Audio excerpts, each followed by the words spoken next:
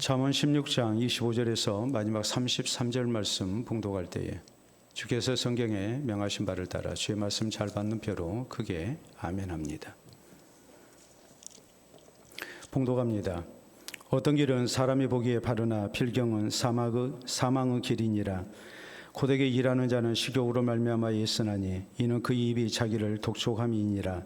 불량한 자는 악을 꾀하나니 그 입술에는 맹렬한 불 같은 것이 있느니라.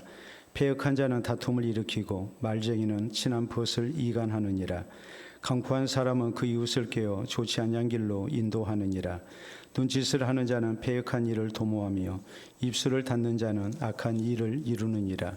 백발은 영화의 면류관이라. 공의로운 길에서 얻으리라. 노하기를 더디하는 자는 용사보다 낫고 자기의 마음을 다스리는 자는 성을 빼앗는 자보다 나으니라.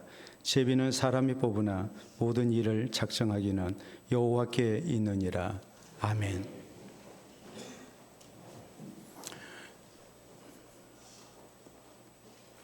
사람의 삶, 즉 인생을 다른 말로 일생이라고도 합니다. 사람은 누구나 한 번만 세상을 살아가기 때문입니다. 그러므로 한 번뿐인 인생, 일생을 바로 살아야 함을 일생이라는 용어를 통해서 강조합니다. 따라서 세상에서 제일 배우기 힘든 기술이 무엇이냐 했을 때에 한 번뿐인 인생을 후회 없이 바로 살아가는 기술이다라고까지 말을 합니다. 오늘 본문 성경이 실려 있는 것은 바로 잠언입니다. 잠언의 잠자는 한자로 경계, 훈계를 뜻하는 잠자입니다. 그리고 말씀 언자를 사용합니다. 그러므로 잠언은 우리 사람이 세상을 살아가는데 교훈과 훈계가 되는 말씀이라는 뜻이 됩니다. 이 잠언은 이스라엘의 3대 왕인 솔로몬이 썼습니다. 그러므로 잠언 1장 1절로 6절에 있는 말씀을 보면 솔로몬은 잠언의 기록 목적에 대하여 이렇게 밝힙니다. 다윗의 아들 이스라엘 왕 솔로몬의 잠언이라. 그는 지혜와 훈계를 알게 하며 명철한 말씀을 깨닫게 하며 지혜롭게 공의롭게 정의롭게 정직하게 행할 일에 대하여 훈계를 받게 하며 어리석은 자를 슬기롭게 하며 젊은 자에게 지식과 근신함을 주기 위한 것이니 지혜 있는 자는 듣고 학식이 더할 것이요 명철한 자는 지략을 얻을 것이라. 잠언과 비유와 지혜 있는 자의 말과 그 오묘한 말을 깨달으리라라고 기록합니다. 다시 말해서 하나님의 백성된 우리 성도에게 한 번뿐인 인생을 바로 살기 위해서 쓰여진 성경, 그것이 바로 잠언이라는 뜻입니다.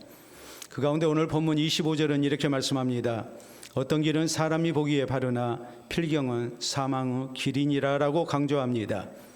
나는 내 인생의 길이 바르다고 생각하고 살았습니다. 열심히 살았습니다. 남부럽지 않게 살았습니다. 그런데 잘못 산 인생이 되고 마는 경우가 많다는 것을 말씀합니다. 이런 인생은 결국 후회할 수밖에 없는 인생이 될 것이라는 것을 우리에게 경고하고 있는 것입니다. 그리고 이어서 이런 잘못된 인생의 모습이 어떤 모습인가를 설명합니다. 그리고 우리 성도가 선택하고 걸어가야 할 인생의 바른 길이 무엇인가를 힘주어서 강조합니다. 그러므로 사랑하는 성도 여러분, 우리 모두 본문 성경을 통해서 우리가 걸어가야 할 인생의 바른 길에 대하여 살펴봐야 됩니다. 그래서 한 번뿐인 일생을 하나님의 가르침을 따라서 바로 살아야 되겠고, 하나님께서 인정하시고 또 하나님께서 사랑하시고 귀히 쓰시는 성도들 되어야 될 것이요 마지막 날 우리가 후회함이 없는 하나님의 백성이 되어야 될 것입니다. 그러면 우리 성도는 인생의 바른 길을 가기 위해서 어떤 신앙 자세를 가지고 살아야 됩니까? 우리는 첫째로 우리 인생의 목표와 목적이 바로 되어야 됩니다. 26절에 보면 고되게 일하는 자는 식욕으로 말미암아 애쓰나니 이는 그 입이 자기를 독촉함이니라라고 말씀합니다. 고되게 일하는 자라는 말은 지나칠 정도로 많은 수고 가운데 사는 사람입니다.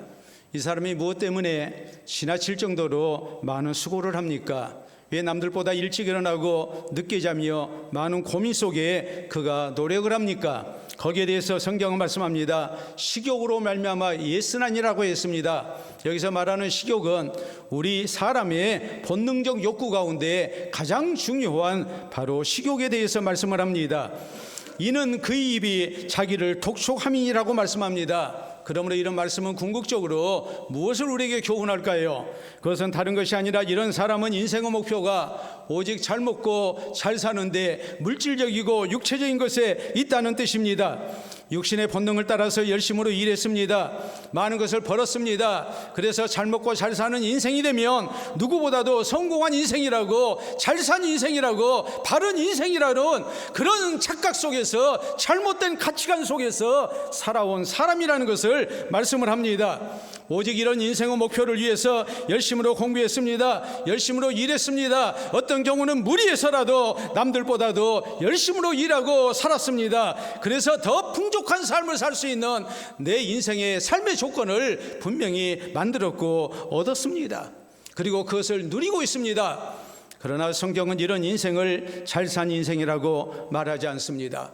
한 번뿐인 인생을, 일생을 바로 살았다라고 말씀하지 않습니다. 이 사람이 인생의 바른 길을 걸었다라고도 말씀하지 않습니다. 왜입니까? 이런 인생은 사람이 보기에는 바르지만 하나님 보시기에는 바른 인생이 아니기 때문입니다. 그러므로 우리는 하나님께서 우리에게 바라시는 인생의 모습이 무엇인가를 분명히 알아야 됩니다. 사람이 보기에 좋은 인생이 아니라, 내가 보기에 좋은 인생이 아니라, 사람들이 칭찬하는 인생이 아니라, 내가 뿌듯한 인생이 아니라 하나님께서 인정하시는 인생, 하나님께서 우리에게 살라신 인생이 무엇인가를 우리가 기억해야 됩니다. 성경은 잠언 16장 4절에 이렇게 말씀합니다. 여호와께서 온갖 것을 그 쓰임에 적당하게 지으셨나니 악인도 악한 날에 적당하게 하셨느니라라고 말씀합니다. 하나님이 내신 세상의 모든 만물이, 모든 인생이 다 하나님께서 세상에 내신 창조 목적이 있어서 존재한다고 말씀합니다. 그러므로 이 창조 목적대로 우리가 살아야 바로 사는 인생이 되는 것입니다. 특히 성경은 우리 하나님의 백성에 대해서 우리가 더더욱 하나님께서 나를 왜 구원하셨는가, 우리를 향하신 영적인 목적, 거룩하신 목적이 무엇인가, 나를 향하신 하나님의 뜻이 무엇인가, 이것을 살피면서 살게 될 때, 그 뜻을 따라서 우리가 살게 될 때, 이런 사람이 하나님께서 기뻐하시는 바른 삶을 살고 있다고 우리에게 말씀하십니다. 우리 하나님께서 애굽에서 노예 생활하던 이스라엘 백성들을 하나님의 놀라운 은총과 또 하나님의 능력 가운데 저희를 구원의 백성으로 삼으셨습니다. 노예 상태에서 해방시켜 주셨습니다. 저희를 구원하신 목적이 무엇이었습니까? 우리가 출애굽기 19장 6절에 있는 말씀을 보면 하나님은 저희를 제사장 나라가 되고 거룩한 민족이 되게 하기 위해서 구원해 주셨다고 말씀을 합니다. 노예 상태로 지금까지 억눌리며 살았습니다. 가난하게 살았습니다. 배고팠습니다. 마지못해 살았습니다. 소망이 없는 삶을 살았습니다. 그런데 하나님께서 저희를 구원해 주셨습니다. 이제는 배부르게 먹고 자유를 누리며 내 마음대로 살아라고 하나님께서 이스라엘 백성들을 구원해내신 게 아닙니다. 우리 하나님이 저희를 구원해내신 것은 제사장 나라가 되고 거룩한 민족이 되게 하기 위해서, 살아계신 하나님을 경외하고 하나님의 거룩한 백성으로 바른 인생 살게 하기 위해서 하나님께서 구원해내신 겁니다. 저희를 제사장 나라가 돼서 하나님을 섬기고 하나님을 향한 바른 신앙생활 속에 제사장이 하나님 앞에 죄인들의 그 죄를 용서받기 위해서 쓰임받은 직분자였듯이, 하나님께서는 이스라엘 백성들을 통해서 온 세상에 예수 그리스도를 향한 구원의 역사를 나타내시고 저희를 통해서 많은 사람들을 구원의 백성으로 부르시기 위해 저희를 구원의 백성으로 불러주셨다고 하나님은 말씀을 하십니다. 무엇을 우리에게 교훈합니까? 하나님이 우리를 그리스도 예수 안에서 구원하신 목적은 나를 통해서 하나님이 영광을 받으시고 더 많은 생명들이 구원받게 하기 위한 것이라는 것을 우리에게 강조하고 있는 겁니다. 그러므로 우리 예수님께서 마태복음 6장 33절에 말씀하십니다. 먹을 것 마실 것 입을 것을 위해서 살지 말고 너희는 먼저 하나님의 나라와 그의 의를 구해야 된다고 말씀하십니다. 그러면 이 모든 것을 너희에게 더해 줄 것이라고. 우리가 사는 것이 내 입이 독촉하는 것 때문에 사는 것이 아니라, 식욕으로 말미암아 우리가 분주하게 사는 것이 아니라, 하나님께서 나에게 바라시는 삶의 모습이 무엇인가를 알고 왜 하나님이 나를 구원하셨는가를 알고 우리가 그것을 위해서 사는 인생이 되어야 된다는 뜻입니다. 우리 예수님이 들려주신 비유 가운데에 어리석은 한 농부의 비유가 나옵니다. 은혜 농사 지어서 대품을 맞이했습니다. 너른 들을 볼 때에 흐뭇합니다. 그의 마음속에 인생 계획이 섭니다. 저 많은 것을 걷어서 곳간에 쌓아야 되겠다. 그런데 곳간이 비좁습니다. 그러므로 좁은 곳간을 헐고 더 크게 짓고 거기에 걷어들인 것을 쌓아두고서 내 영혼대로 말하기를 영혼아 열에 있을 물건을 쌓아두었으니 이제는 평안히 먹고 마시고 쉬고 즐기자 하리라. 얼마나 아름다운 인생의 모습입니까? 얼마나 아름다운 계획입니까? 그런데 하나님께서 그에게 말씀하십니다. 어리석은 자여, 내가 오늘 밤 내 영혼을 토로 취하리니 그리하면 네가 쌓아둔 것이 누구의 것이 되겠느냐? 그리고 예수님은 이 비유를 통해서 우리에게 결론적인 것을 강조하십니다. 자기를 위하여 쌓아두고 하나님을 위하여 부요치 못한 자가 이와 같으니라. 그의 인생의 목표는 오직 잘 먹고 잘 사는 거였습니다. 그러나 하나님께서 그에게 많은 것을 주신 목적은, 하나님의 뜻은 그것이 아니었습니다. 하나님을 위하여 부요한 사람으로 우리 하나님의 뜻을 따라서 나누며 섬기는 삶을 살아라고 하나님께서 내게 맡기신 것입니다. 그러나 하나님을 위하여 부요치 아니했고 자기만을 위해서 부요했습니다. 이런 인생 하나님께서 절대 바르게 산 인생이라고 말씀하지 않는다는 것을 우리에게 강조하는 겁니다. 디도서 2장 14절에 있는 말씀을 보면 하나님께서 그리스도를 통해서 우리를 자기 백성 삼으신 목적이 무엇인가에 대해서 말씀합니다. 그것은 착한 일을 많이 하는 자기 백성이 되게 하기 위해서라고 말씀하십니다. 우리가 하나님의 뜻을 따라서 하나님이 기뻐하신 일을 많이 행하게 하려고 그 일을 위해서 하나님께서 우리를 그리스도 예수 안에서 구원의 백성이 되게 하셨다고 말씀하십니다. 우리가 잘 아는 많은 예술품과 건축물을 한번 보도록 하겠습니다. 저것은 로마에 가면 성 베드로 예배당이라고 얘기하는 바티칸 예배당에 있는 피에타라는 작품입니다. 대리석 조각품이죠. 십자가에 달리신 예수님을 어머니 마리아가 이렇게 안고 있는, 피에타라는 말은 비통이라는 뜻입니다. 비통한 모친의 심정을 이렇게 나타내는 그런 유명한 작품이죠. 예배당에 들어가면 맨 오른쪽 첫 번째 만날 수 있는 유명한 작품입니다. 자, 다음 사진 보도록 하겠습니다. 저것은 로마에 있는 시스티나 예배당에 있는, 교회당에 있는 유명한 천지창조라는 작품의 천장화입니다. 굉장히 아름다운, 우리 교회 예배당만큼 되어 있는데 천장에 저런 성경의 중요한 사실들, 천지창조부터 시작해서 최후의 심판까지 그려져 있는 유명한 작품이죠. 자, 다음 사진을 보시게 되면 저것은 조금 전에 말씀을 드린 성 베드로 예배당 혹은 바티칸 예배당입니다. 굉장한 건축물입니다. 이 예배당 안에 들어가게 되면 아까 말씀드린 피에타상이 있고, 또 예배당 내부 보면 자, 돔이 이렇게 되어 있습니다. 자, 중앙에 저런 돔, 어마어마한 돔이 세워져 있고, 그리고 안에 실내가 이렇게 되어 있습니다. 굉장히 아름답습니다. 저 길이가 대략적으로 한 190m 정도 됩니다. 굉장히 거대한 건축물이죠. 근데 놀라운 사실은 이 모든 것을 한 사람이 했다는 사실입니다. 이 사람은 조각도 했고 또 그림도 그렸고 그리고 건축가였습니다. 어떻게 한 사람이 이런 대단한 재능을 가지고 평생에 역사에 남는 유명한 예술품을, 업적을 남길 수 있었을까요? 중세시대의 최고의 예술인인 미켈란젤로가 바로 이 사람입니다. 그는 위대한 조각가였고 화가였고 건축가였습니다. 뛰어난 예술작품을 통해서 오늘날도 큰 감동을 주고, 특히 신앙적인 감동과 더불어서 하나님에 대한 경외심을 갖게 하는 참으로 귀하게 쓰임받은 사람입니다. 그런데 이렇게 미켈란젤로는 우리가 잘 기억하고 알고 있지만 보톨로 지오바니라는 사람의 이름은 기억하지 못합니다. 보톨로 지오바니는 바로 미켈란젤로의 스승입니다.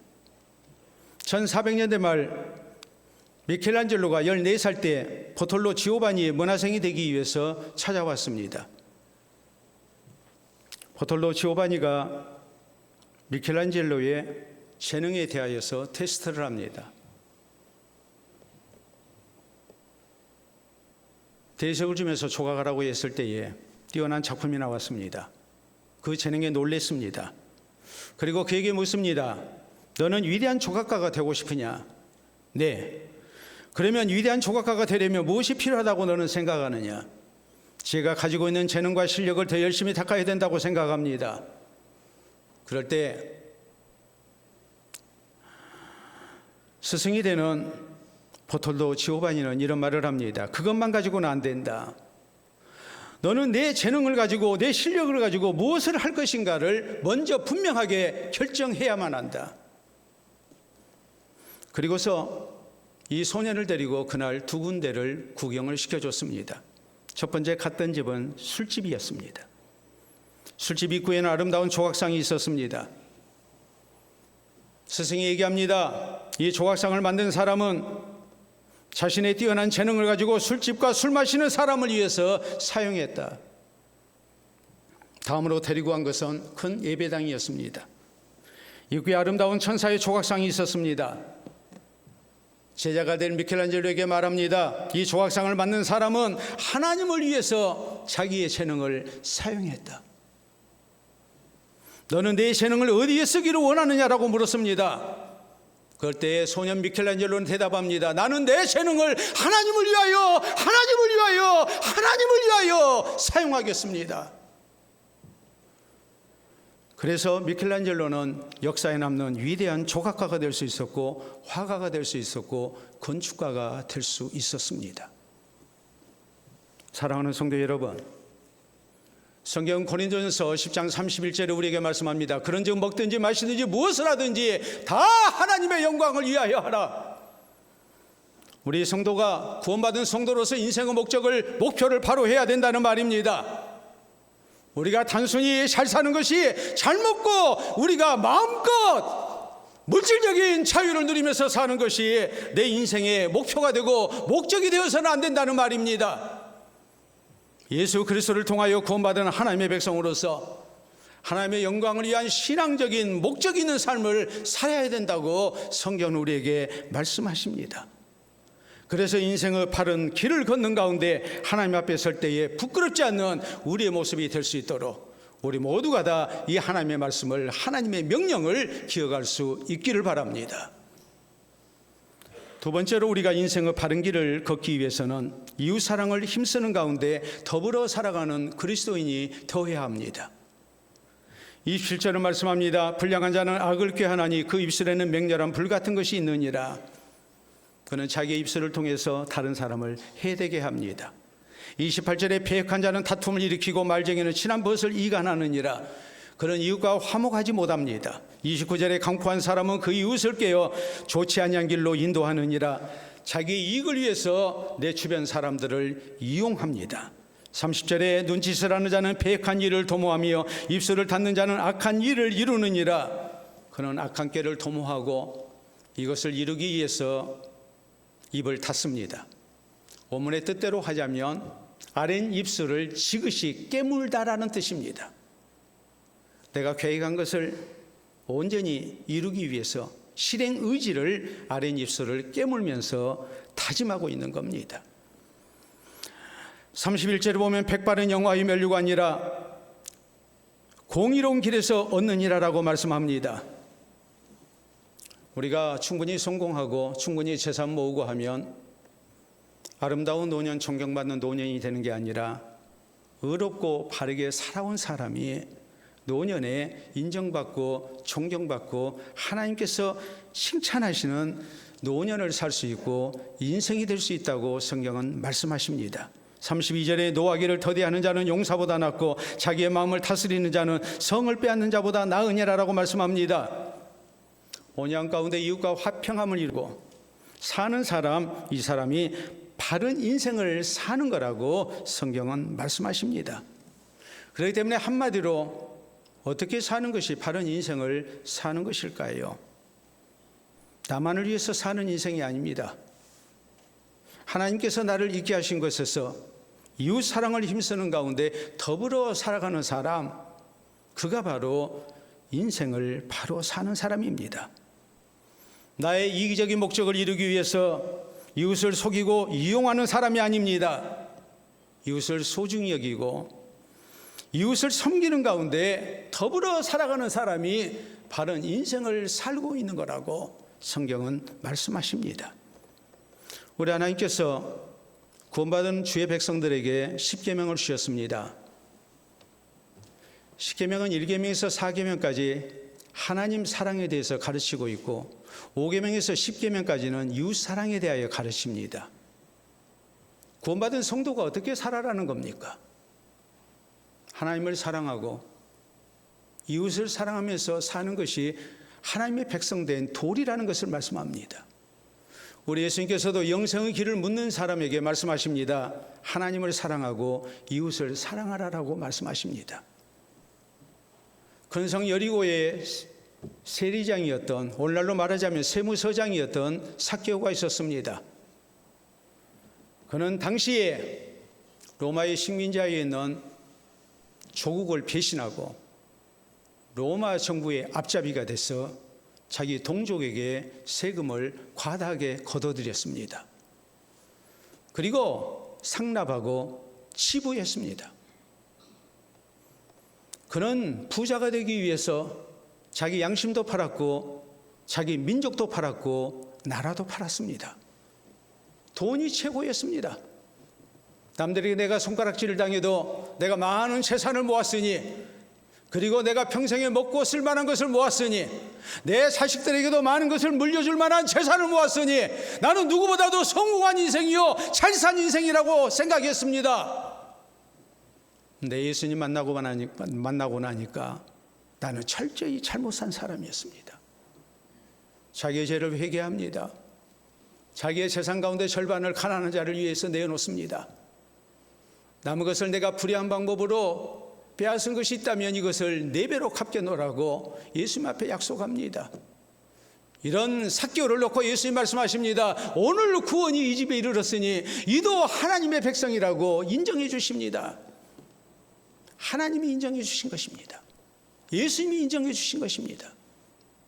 나만을 위해 사는 것이 아니라 하나님이 내게 주신 것을 가지고 나와 더불어 살아가는 내 이웃을 생각하며 나누며 섬기는 삶을 살 때에 우리 주님께서 인정해 주시는 하나님의 백성이 된 것입니다.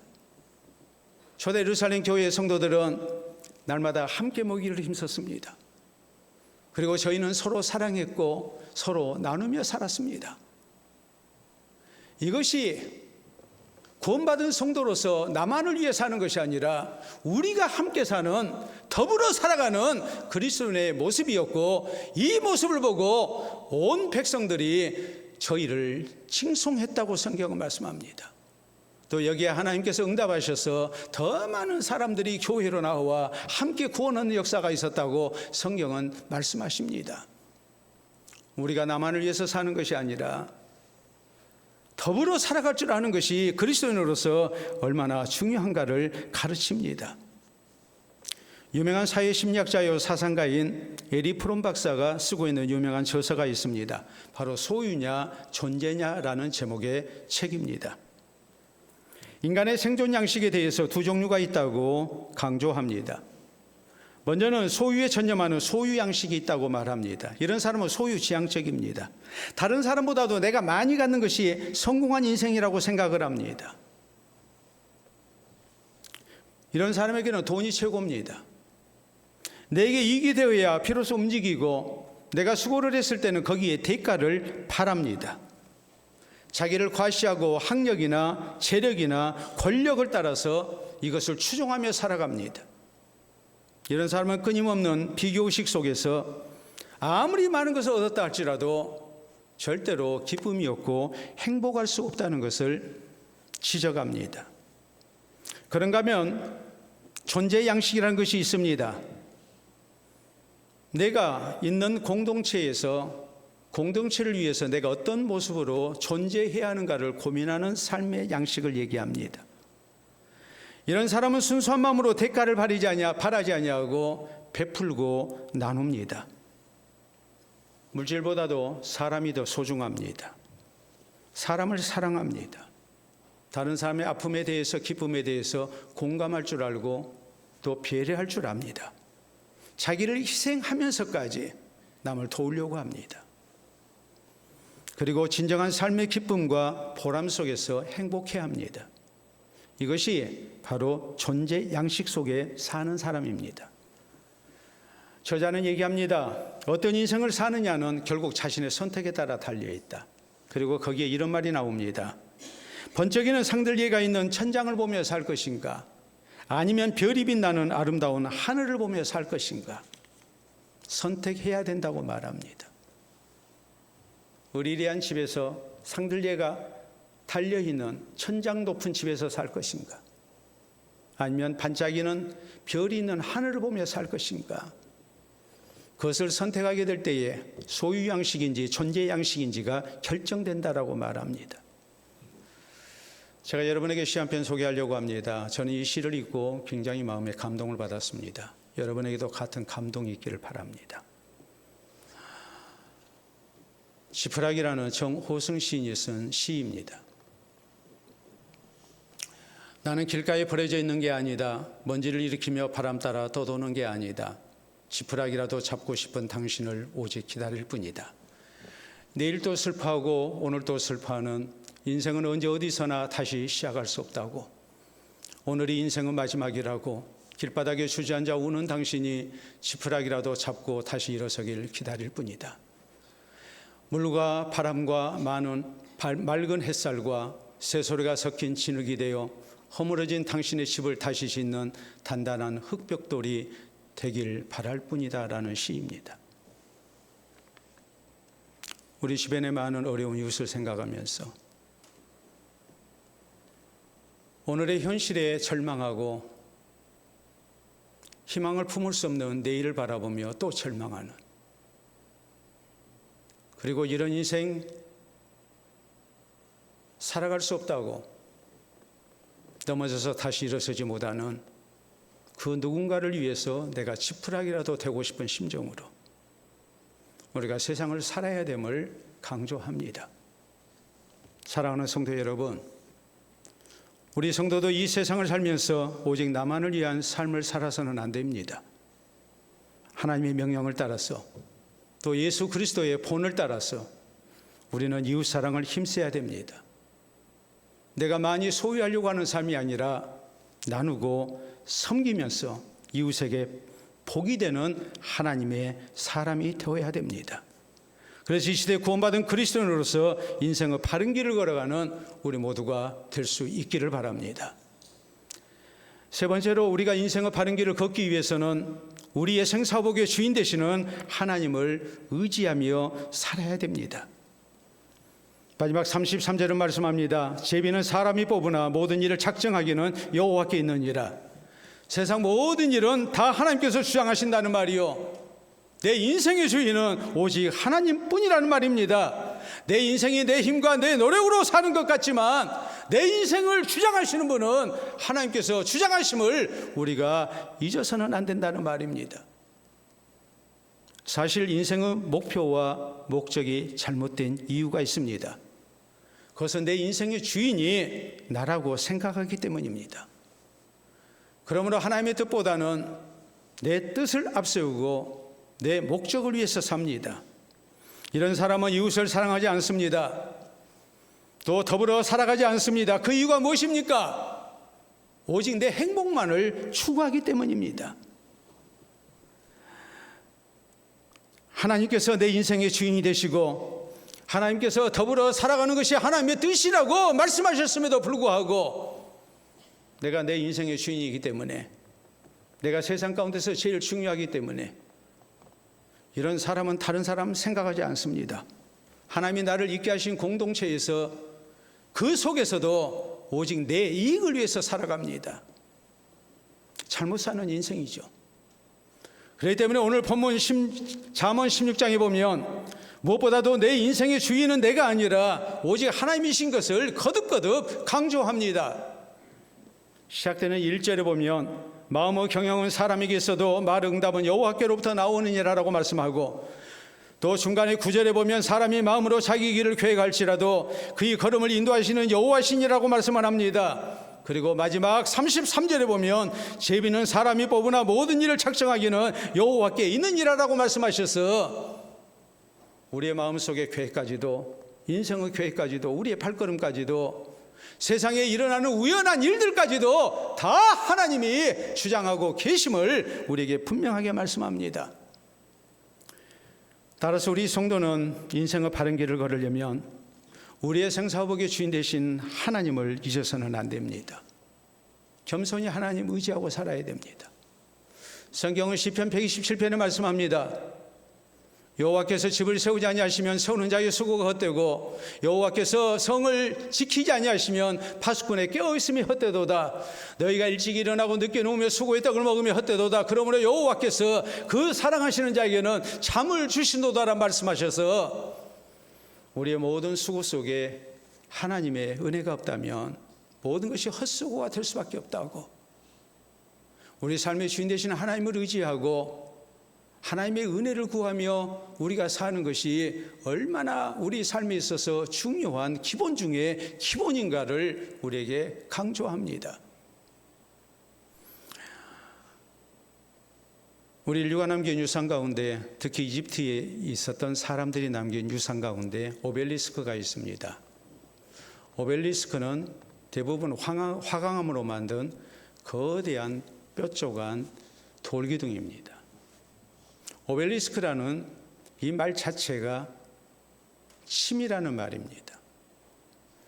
사각뿔로 돼 있어 가지고 점점 위로 갈수록 좁아지고 마지막에는 사각뿔이 올라가 있는 오벨리스크.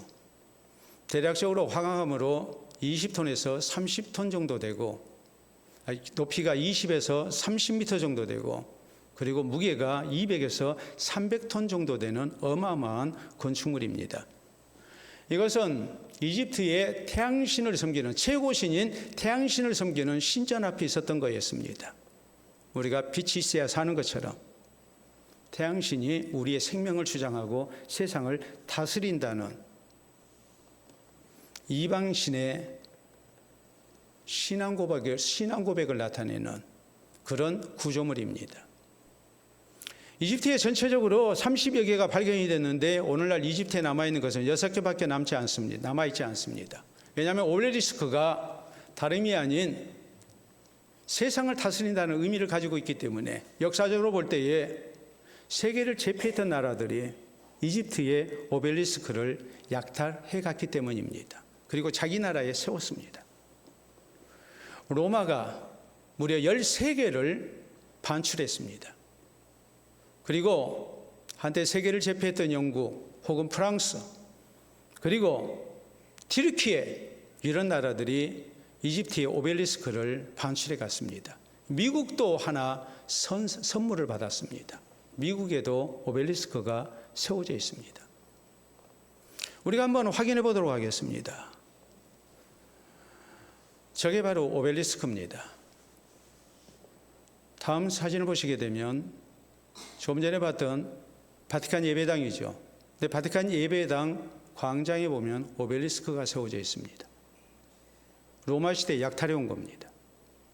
다음 사진을 보시게 되면 저렇게 오벨리스크가 세워져 있죠. 다음 사진 확인해 보도록 합니다. 저게 바로 그 오벨리스크고요. 다음 사진을 보시게 되면 오벨리스크 위에 특별하게 십자가가 세워져 있습니다. 저것은 무엇을 의미할까요? 세상을 다스리는 것은 태양신이 아니라, 이 세상의 제국이 아니라 하나님이 다스린다는 것을, 만왕의 왕 되신 예수 그리스도가 다스리고 계신다는 것을 나타내기 위해서 이집트의 오벨리스크를 바티칸 예배당 광장에다가 세우고 그 위에 십자가를 올려놓은 것입니다. 사랑하는 성도 여러분, 우리 성도의 신앙생활에 있어서 살아계신 하나님을 인정하고 경외하고 의지하고 사는 것은 신앙의 상식이요, 상식 중에 상식인 것을 기억해야 됩니다. 세상을 다스리고 계신 하나님을 우리가 인정하고 이 하나님을 의지하고 사는 것이 얼마나 우리의 삶에 있어서 근본 중에 근본인가를 우리가 명심해야 된다는 말입니다. 그러므로 성경은 잠언 3장 5절로 6절에 우리에게 이렇게 말씀합니다. 너는 마음을 다하여 여호와를 신뢰하고 내 명철을 의지하지 말라. 너는 범사에 그를 인정하라. 그리하면 내 길을 지도하시리라라고 말씀하십니다. 우리 성도의 인생길에 마땅히 하나님의 자리가 있어야 된다는 말이요. 우리의 생사복의 주인 되시는 하나님을 우리가 모시고 살아야 된다는 말입니다. 이 하나님을 인정하고 좋으신 하나님을 신뢰하고 겸손히 하나님을 의지하고 사는 가운데 우리가 하나님의 인도를 사모하고 기다리는 성도가 되어야 됨을 말씀하십니다. 우리 모두 다시 한번 세상을 창조하시고 다스리시는 하나님을 인정해야 됩니다. 하나님이 내 삶의 주인이신 것을 인정해야 됩니다. 그리고 겸손한 모습으로 하나님을 신뢰하고 하나님을 의지하는 가운데 하나님의 도우심을 우리가 사모해야 됩니다. 그래서 하나님의 선한 인도를 허락받는 가운데 바른 인생길을 걸어가는 우리 모두가 될 수 있기를 바랍니다. 독일에 전해지는 아주 유명한 이야기입니다. 한 왕이 있었습니다. 그는 아주 악한 왕이었습니다. 하나님을 경외하지 아니했고 자기에게 주어진 권세와 재물을 가지고 아주 방탕한 삶을 살았습니다. 오직 나의 영광만을 위해서 살았던 사람이고 왕으로서 백성들의 삶을 전혀 돌보지 않았습니다. 그러던 어느 날 그는 잠을 자다가 꿈을 꿨습니다. 천사가 나타나서 그의 죄악을 하나하나 지적합니다. 꼼짝할 수 없었습니다. 그리고 마지막으로 6이라는 숫자를 주고 사라졌습니다. 놀라서 잠에서 깬 이 왕은 곰곰이 생각합니다. 보통 꿈이 아니라는 생각을 합니다. 너무나도 생생한 꿈이었습니다. 생각하기를 6이라는 숫자가 무엇일까? 아마도 나에게 남은 마지막 6시간일 것이다 라는 생각을 합니다. 그리고 자기의 죄를 회개합니다. 그리고 남은 시간 할 수 있는 최선을 다해서 백성들에게 선을 베풀었습니다. 그리고 두렵고 떨리는 마음으로 죽음을 준비했습니다. 그런데 6시간이 지나도 그는 죽지 않았습니다. 그러므로 다시 생각합니다. 6시간이 아니라 6일인가 보다. 또 6일을 하나님을 경외하는 가운데 바로 살기 위해서 그는 자신의 최선의 노력을 다했습니다. 6일이 지나도 죽지 않았습니다. 그러므로 6일이 아니라 6주라고 생각을 했습니다. 6주 동안 변함없이 그는 하나님을 경외하는 가운데 백성을 사랑하는 모습으로 삽니다. 6주가 지나도 죽지 않았습니다. 6개월이라고 생각했습니다. 6개월이 지나도 죽지 않았습니다. 6년이라고 생각합니다. 그래서 그는 평생에 신실한 하나님의 백성으로서 바른 정치를 힘쓰는 가운데 백성들을 사랑했고 나라를 부강하게 만드는 선한 왕이 되었습니다. 이야기를 통해서 후세 사람들에게 남긴 교훈이 무엇이겠습니까? 내게 주어진 시간과 삶의 소중함을 알고 우리가 바르게 살아야 된다는 사실입니다. 사랑하는 성도 여러분, 우리 모두도 인생의 바른 길을 걸어가야 됩니다. 사람이 보기에 바른 길이 아니라 하나님이 보시기에 바른 길을 걸어야 됩니다. 인생의 목표와 목적이 바로 되어야 됩니다. 잘 사는 인생이 아니라 바르게 사는 인생이 되어야 됩니다. 하나님 앞에 바르게 살아 하나님께 영광을 돌려드리는 삶이 되어야 됩니다. 이웃 사랑을 힘쓰는 가운데 더불어 살아가는 그리스도인이 되어야 됩니다. 우리의 이웃에게 공동체에 하나님의 복이 되는 그리스도인으로 우리가 살아야 됩니다. 우리의 생사복의 주인 되신 하나님을 의지하고 하나님을 앞세우고 사는 성도가 되어야 됩니다. 그래서 우리의 남은 삶을 바로 살고 하나님 앞에 부끄럽지 않는 모습으로서는 우리 모든 성도 되시기를 우리 주님의 이름으로 축원합니다. 우리 함께 기도합니다.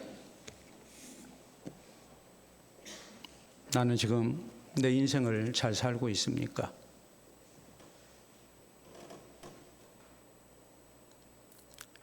내가 바라는 인생, 내가 기뻐하는 인생이 아닙니다.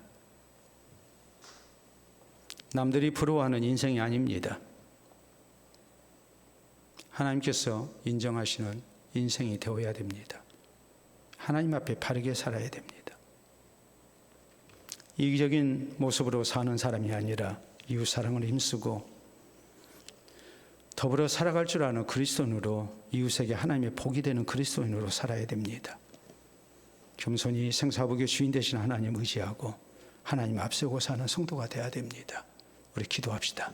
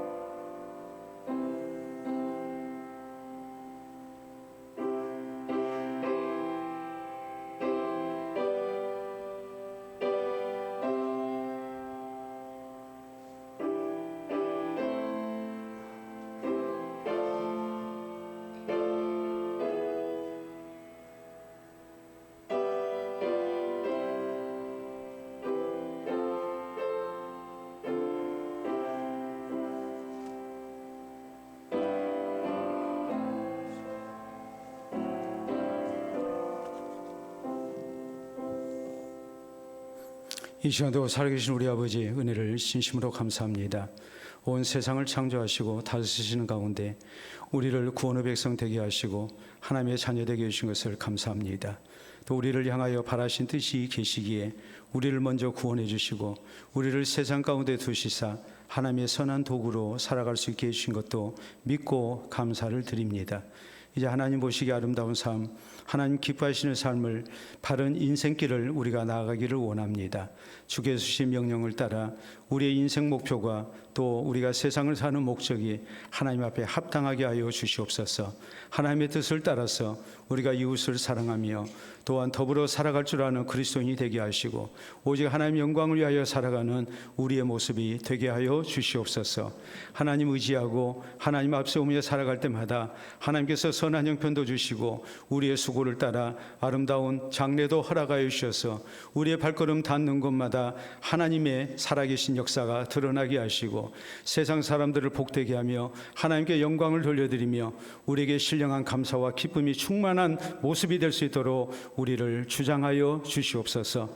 그래서 한 번뿐인 인생길 다 마치고 하나님 앞에 설 때에 하나님께서 크게 칭찬하시는 우리 모든 성도들 되게 하시고 우리가 살았던 삶의 자취가 또 나중 사람들에게 아름다운 신앙의 본이 되게 하시고 또 많은 사람들에게 아름다운 신앙의 유산이 될 수 있도록 주장하여 주시옵소서. 감사하고 예수님 이름으로 기도하옵나이다.